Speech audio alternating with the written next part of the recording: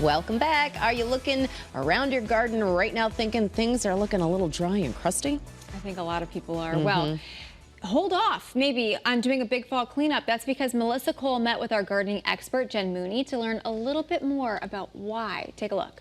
Hi everybody, we are here with our friend Jen Mooney. Hi. Hi. We are in her beautiful garden right now, and you have a question that keeps getting popped up to you out in the public, your friends, your family. What do they ask you this time of year? What do I leave and what do I cut back for winter?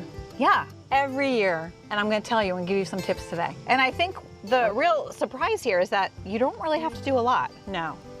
Over the years, I've slowly begun to realize that you don't really need to work so much at the end of the season. You want to leave behind a really nice ecosystem for the animals and the overwintering beneficial insects in your garden. So my advice is don't take too much down. Okay. All right, we're going to get into it here in the garden. We have a peony bush behind us here. Yeah, so this is a peony that I obviously left for the whole season. This I will cut back, and because it has a little fungus on it, I am not going to leave this. I'm going to cut this back and I'm going to throw away all these leaves because I don't want it to be redistributed into the soil for next year. But if you have one that's totally fine, you can just leave it alone? You can just leave it. Yeah, Okay. leave it and cut it back in the spring. All right, now I have a lot of these in my yard. They're not quite as grand as this, but the late blooming summer hydrangeas. Yeah, those are called paniculata or PG hydrangeas, and those will start blooming in July, and if they bloom white, they'll turn a beautiful pink as they age. You can leave them and just let them enjoy the dried up blooms for the whole winter. Or if the blooms are a problem and they keep flying off and rolling down your neighbor's property, you can also cut this shrub back. Okay. And you could just cut it back about halfway, and then it's ready for next year, or you can also do that in the spring. It won't make it any smaller if you cut it back? No, if you cut these hydrangeas will send new growth on the old stalks. Okay. So if you cut it back, it's still going to come back, and it'll come back probably double. Okay. We've got a rhododendron, which many of us in Connecticut have. Yeah, everybody that I know has one of these old rhododendrons. This one has probably been here for 100 years. It actually got really hit last year because we had a bad drought last winter. So rhododendrons, azaleas, everything in that family, you want to prune those right after they bloom. The rule is July 4th. Okay. If you are worried about blooms, you want to make sure, because they set up their buds and their blooms for the next year pretty soon after they bloom. So these older rhododendrons, you can cut them, prune them again in July.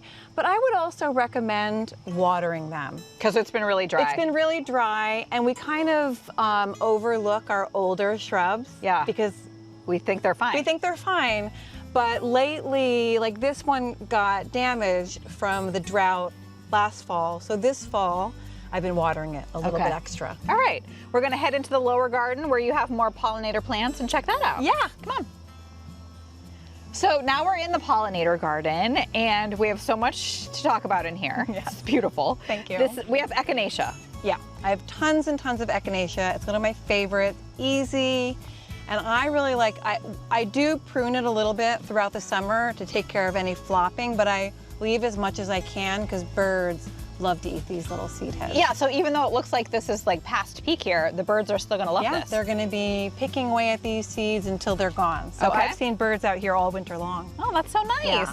All right, with lavender right in front of you. I can smell it actually Yeah, from here. this lavender is actually having a second bloom right now, but a little tip about lavender that a lot of people don't know, because lavender is considered a woody perennial, and that means it's gonna keep growing big. You know, sometimes it will get leggy.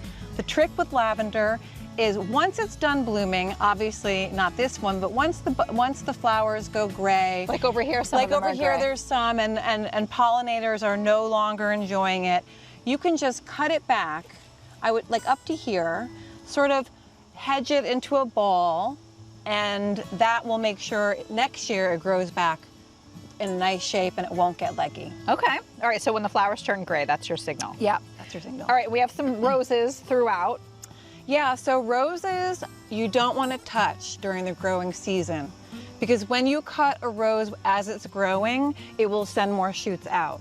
So my rule of thumb is I cut roses back to about knee height at the very, very, very earliest part of spring or end of winter when they're completely dormant. And when you do that once a year, they'll grow back evenly and you won't really have to touch them all summer long. So I really think the moral is when you're going through your garden and your yard, you might be tempted in the fall to do a lot of things to maybe clean it up, but really you want to leave a lot of it for nature and all the things that we love, birds, insects, to enjoy, right? Absolutely. And it also looks beautiful to me. I think there's something very romantic about a spent garden in the winter that, and yeah, it provides cover for all kinds of beneficial and beautiful insects and pollinators that we definitely want to come back next year. So leave it alone. It's actually less work. Relax. Perfect. Oh, we love relaxing. If you've got a gardening question for Melissa and Jen to tackle, feel free. Send an email. Let us know. Melissa's email there on your screen. It's melissa.cole@wfsb.com.